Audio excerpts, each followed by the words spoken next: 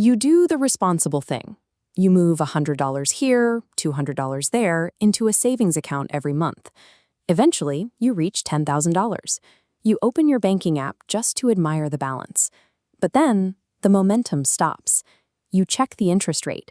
Your account is paying 0.5%. After letting the bank use your $10,000 for an entire year, they reward you with $50. That is enough for a single celebration dinner, provided no one orders dessert.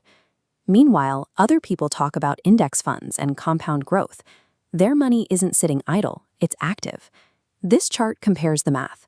On the left, $10,000 in a typical savings account earning 1%. On the right, that same amount compounding at 10%, the historical average of the S&P 500. After 1 year, the difference is only about $100. But look what happens over 20 years. The 1% account gives you roughly $12,200. Your money has spent 2 decades producing the financial output of a lazy intern. The invested money, however, becomes $67,000. A 1% return keeps your money secure, but the 10% return builds the level of wealth seen in the hills of Monte Carlo. Saving is where good habits begin, but to build lasting wealth, your cash must eventually graduate from playing defense to playing offense. Most people stop at saving because of psychology. Having cash in the bank feels predictable. Investing feels like a risk of losing money you worked hard to earn. Markets move constantly. You might have $10,000 on Monday and $9,600 on Friday because someone at the Federal Reserve used an adjective investors didn't like. Step 1 is to address that risk by building a real emergency fund. You need 3 to 6 months of essential living expenses in cash before you invest a single dollar. This money has a specific job. It stays in a safe, accessible account.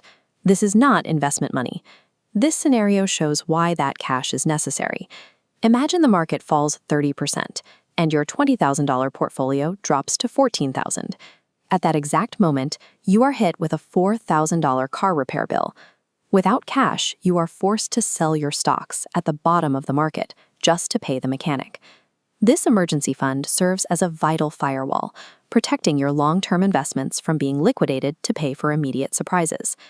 Step 2 is a mental shift. You must stop viewing your wealth as one giant pile and instead divide it into 2 buckets. Bucket 1 is safety money. Safety money provides reliability. You don't need spectacular returns here. You need the boredom of an accountant who is always there when things go wrong. Bucket 2 is growth money. Because you won't need this for decades, you can allow it to fluctuate. It has permission to drop in value next Tuesday because its job is to grow over the long term. Once those jobs are separated, move to step 3. Start investing small. Open an account and put in $50 or $100.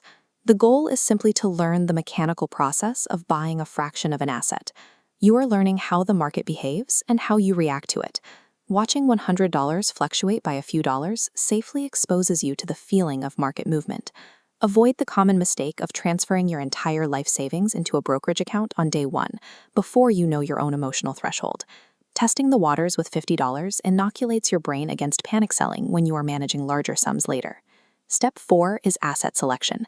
Avoid the trap of treating the market like a casino filled with speculative assets and day trading charts. Instead of trying to guess which single company will dominate the next decade, you can buy low-cost index funds. These bundle the stock of hundreds of major companies together into one diversified asset. Owning tiny pieces of hundreds of businesses mathematically neutralizes the damage if one individual company makes a catastrophic error. This passive approach is exactly what Warren Buffett recommends for ordinary investors who don't want to spend their lives analyzing individual stocks. Step 5 is the behavioral requirement. Automate your monthly contributions and refuse to intervene when the market drops. This chart shows the result of that consistency. Investing $300 every month for 25 years at an 8% return yields $285,000. You only deposited $90,000. The rest is growth. To reach that total, you have to ignore a common psychological flaw. We love a 20% discount on a pair of shoes, but we panic at a 20% discount in the stock market. Building wealth relies on ignoring dramatic headlines and letting an automated system buy assets consistently through every market cycle. By following these 5 steps, you have moved from a static cash position to a dual state system. You have a cash moat for defense and an automated growth machine for offense. The end goal is a system where generations of dollars work on your behalf, turning stagnant savings into an active engine. Transitioning from simply storing money to actively putting it to work is the moment saving transforms into wealth building. Subscribe to Logical Money to learn how to make your money work a little harder than you do.